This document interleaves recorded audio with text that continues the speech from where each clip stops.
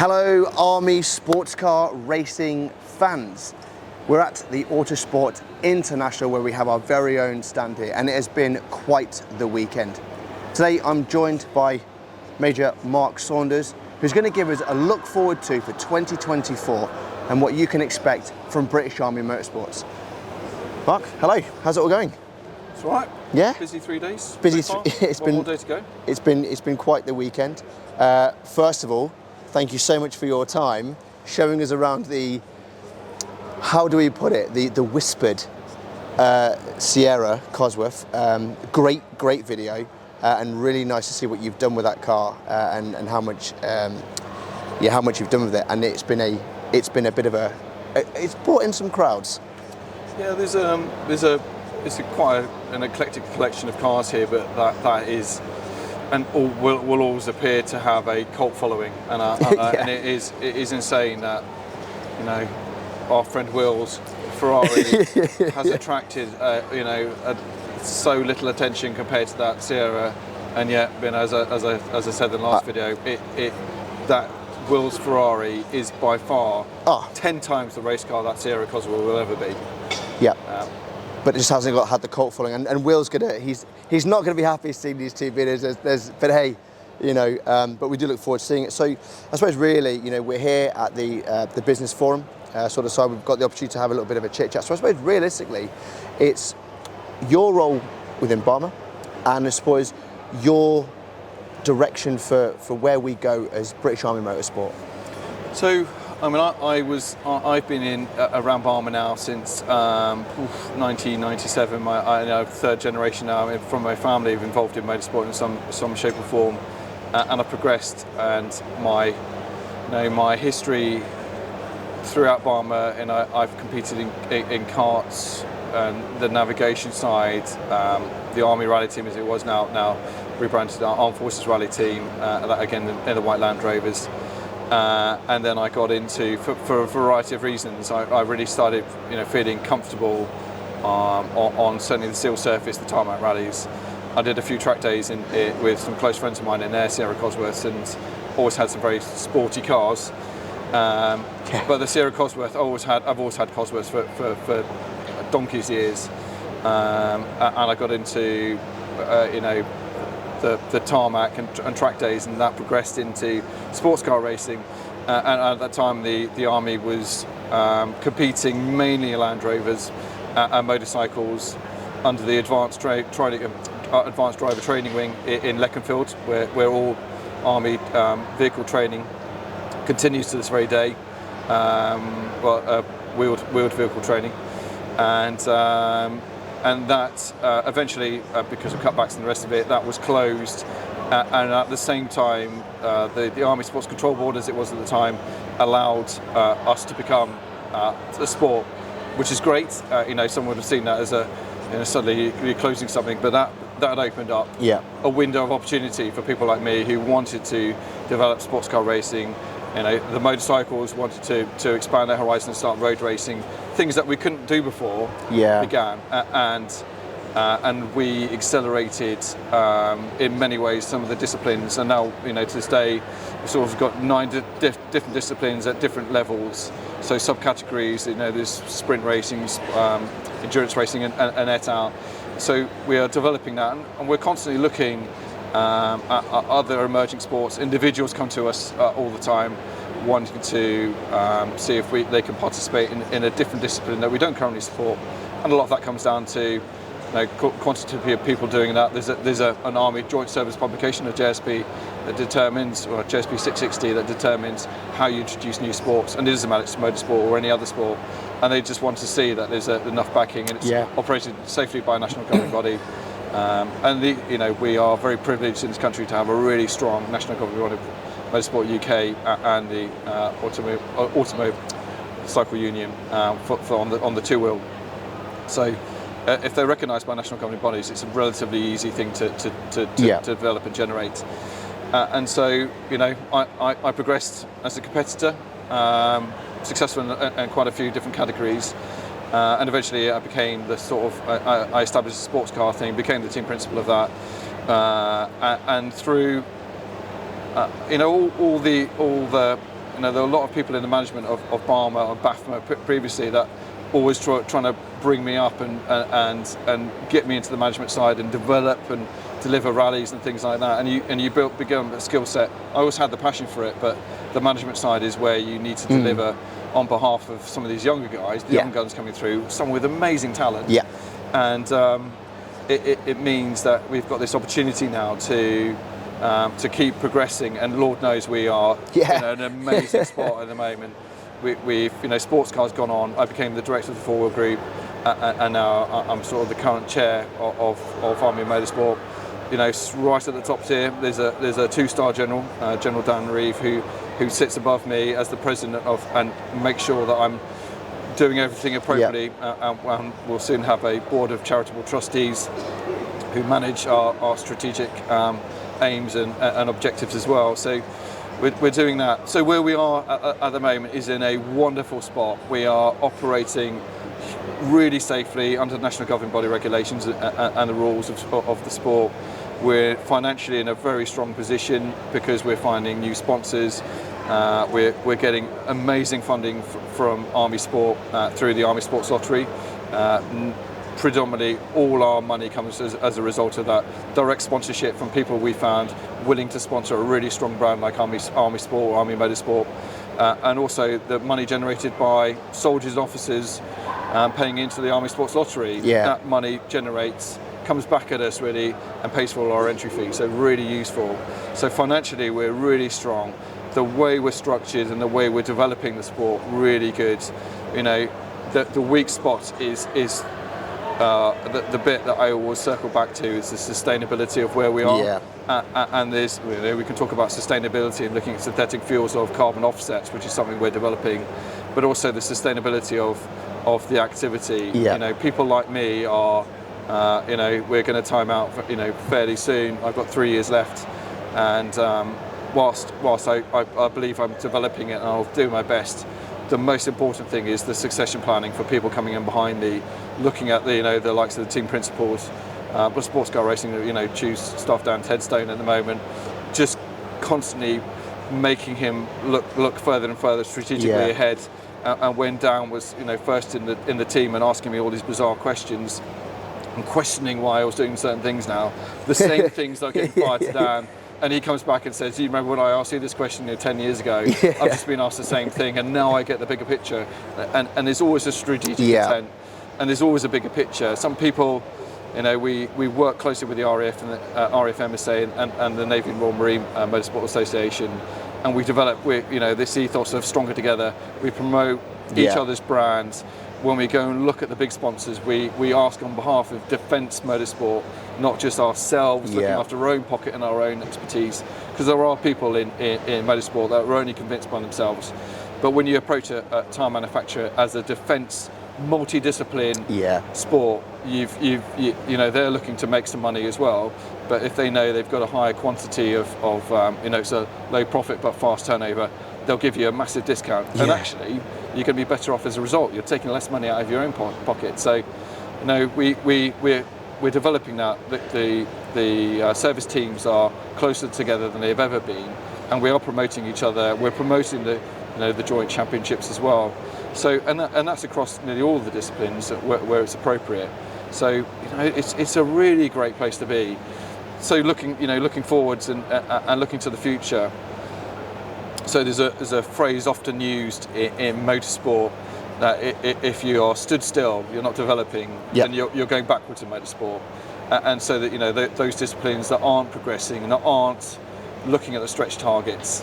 One of my successors who took over the sports car team from me, a guy called Major Farad Darva, he had this stretch target of trying to get to Le Mans, and whilst people thought it's such a difficult thing to achieve, an impossible dream, money alone, let alone the talent and the qualification to get onto that grid, to have someone who had this absolute drive and determination to do it is what you want to succeed you. People who just want to go static and go stale, that's not driving forwards. And our friend in yours, Will Ashmore, producing demonstrating the talent he's done at those levels that has generated some big Yeah. thoughts about how the Army progresses it. Army engagement are we've leaned into Army engagement. They've shown us the love back and really help us develop our brand. And they're again, it's that mutually supporting Absolutely. thing. And if we all benefit from it, working together always has the opposite effect. Yeah. Working against each other has the opposite effect, but working together, it's opened up some really interesting opportunities with some big money. And if we do end up sponsoring, the Army sponsors something, in motorsport, demonstrating the Army brand, and like being here, most of the general public don't know that the Army does these 44 sports at Olympic, world-class level. We've got world champions in BAMA, we've got national champions in BAMA, female rallycross champions. Amazing, amazing talent that we've got. And he demonstrated it and say it's not about marching up and down the square or going abroad and fighting this faceless enemy. It's also about having fun. We work hard and we really play hard. Yeah, that's it's definitely one of the key takeaways. Obviously, doing that podcast with We Are Futures, a really big key point. What we ask our soldiers to do, but in return, you have say 44 different sports that you can get yourself involved in.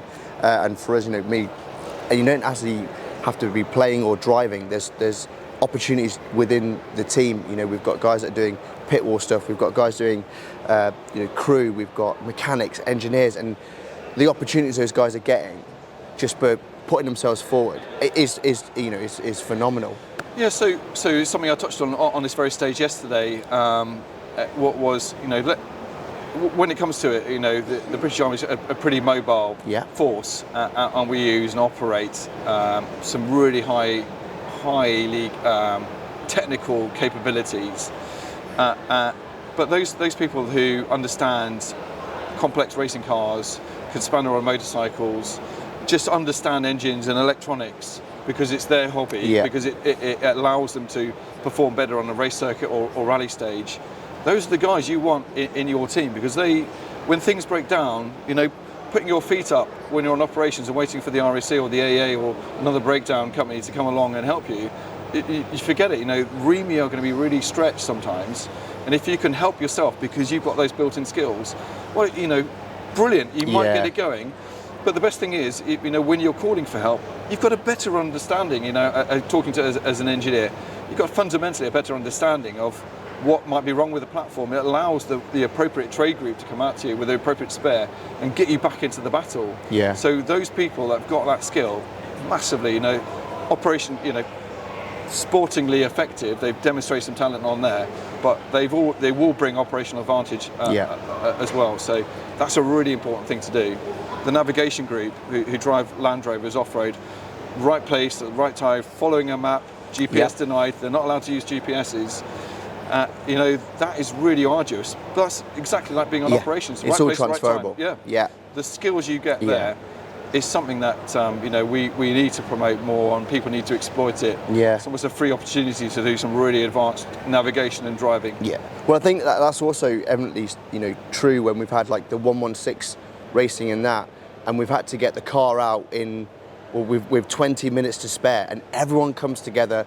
Bits are flying over, tools are coming in, everyone's communicating, talking, and when you're in that time pressure, and again, it goes on to operations, doesn't it? Where time is of the essence, it's now mission critical, it's now or never, and we take that mindset, and and I would argue that the Army Sports Car Racing Team in the paddock, wherever we go, we're generally considered one of the most professional teams within the paddock, and that goes from that professionalism that we have within our jobs. It's funny, you look at it, and again, I've spent a lot of time on rally stages, so into rally stages. I was also service team manager for a period of time in sort of late 90s. And so you get it, and you've got that same sort of 20-minute window to turn 6 cars around with multiple people. And sometimes, you hope they come in and they just need to wipe down and make some fuel and check the tyre pressures and check the wheel nuts. And others come in and they've been over and they've rolled, and you try and get those back out. It's funny because I always find it relatively easy, and it's the same as you've just seen a group of friends working as a team, and it's not stressed, and yet everyone thinks we're the best at it in the paddock. Isn't that weird? We're not breaking a sweat, and everyone thinks we're the bee's knees. And it's because we've already got this again a transferable skill, your operational teamwork. You work as a team to achieve the aim. Absolutely. a few individuals. Everyone relies on a team behind them to project forwards and win the mission. Absolutely. So we've discussed the build up, the successes of last year. 2024, moving forward, how in your vision, like looking forward for British Army Motorsport, how do you see the success being built in 2024? So I'd like all the disciplines to have that stretch target. I want them to look forward how they want to achieve something. I don't want to use the same model, the same vehicles, because all of us will eventually have to leave the army. Yep. And if you haven't changed the model or made it relevant for where you want to go in the future, or sustainable from a management point of view, or just our emissions and our carbon offsetting, which is very much a theme here at the Autosport show, it's a really difficult one to do. So I know the level of ambition that certain disciplines have got over the others, and I would always promote those that have got those stretch targets. We talked about Le Mans, and you've hinted at it at the Silverstone Classic last year. That stretch to get into GT racing and a project. Incredible. The army can take a deep breath because the money involved is significant. Yeah. But the fact is, we've got a really strong brand. The army is really trying to promote itself to improve the soldier and officer inflow. We have to project out and just say, these are one of those opportunities. And again, circling back to, a lot of the public here don't realise that the Army and the Navy and the RAF, who are also here, can do these things. And it's a really, the people clicking on that smart code today to look at a career as a result of saying, well, I didn't realise you could even have fun in the Army. I just thought it was marching up and down the square. Bad lads and army, abroad. So it's there. So having that stretch target, and some of them are, the further ahead they're looking, is great, because if they get halfway, they've progressed. Some of us, well, most of us aren't going into Formula One as drivers. Some of us do leave BAMA and they go into Formula One as very, very successful mechanics. And we've had lots of people that have used the skills they've built up in BAMA to progress to the very elite of world-class motorsport. And again, these guys make it easy. You think it's big and impressive, but the skills they've learned just in simple clubman racing here, absolutely transferable, because you go with good qualifications that the Army's given you into these teams. They think you're the bee's knees. You've got the right time, you've got the right discipline. You know when it needs to be smart, and you know when things are mission critical, and you need to get it done. That's like being a soldier. You go into Formula One and they pay you good money to do that. So, as your Silverstone, your F1 video last year demonstrated with Gunther Steiner, he was amazed at the talent we hold within. That was just a sports car team at that time. That talent goes across 9 different disciplines as well. So, those transferable skills, great for operational effectiveness. But, when you do complete your time in the Army, you're massively employable as a result. Yeah, brilliant.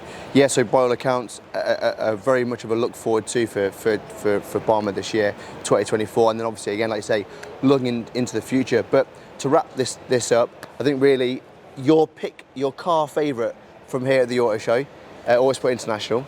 Your pick, obviously, I know your favourite is Will's Ferrari, evidently. Goes without saying, it's a fan favourite. But if you was to pick, a couple of the cars that have been here, which one has been the one that's caught your eye? So there's a series of cars in the bottom corner that Autosport have been using on their stand. So I really like, clearly it would be Will's car. But if you've got a gun to my head and I had to choose something else, then I would, there's some Le Mans cars, the way those cars are put together, and anyone that's done a 20-minute race or a 40-minute race in a stock clubman car can appreciate what it takes to run a car. Flat out, these guys are, there's no coasting. These guys are running flat out for 24 hours in some of the most complex machinery on the planet, and somehow find that reliability. They've got the Car 51, the Ferrari that won Le Mans last year here. That was beautiful. It is the class probably is there, and the way they put that together, but what they've achieved. So I'm an engineer that always looks into the depth of these things. And to achieve that, very impressive. The win is something, and in this day and age, it's a 24-hour sprint, and to achieve that is something else. So yeah. Ferrari, I think that's Le Mans definitely one of those that are up there as one of the nice ones. Well, Mark, thank you so much for your time today, and kind of giving us an oversight of BAMA, how it's come to where it is now, and how we look forward to the future. So yes, we're looking forward to seeing yourself and the Sierra in the future as well. Thank you so much for your time. We really, really appreciate it. Thanks, sir. Okay guys, well that kind of wraps up today's episode with the Army Sports Car Racing team. Hopefully you have enjoyed it. If you're interested in a career with the British Army, please head over to British Army Jobs to find out how you can get involved with a career within the British Army. And of course, to find out more about Army Sports Car Racing, head over to armysportscarracing.com, and of course our social media pages at Army Sports Car Racing. Once again guys, thank you so much for your time. This has been Maj Mark Saunders. I've been Staff Sergeant Dan Moughton, and we are the Army Sports Car Racing team. Thanks for watching. Bye-bye.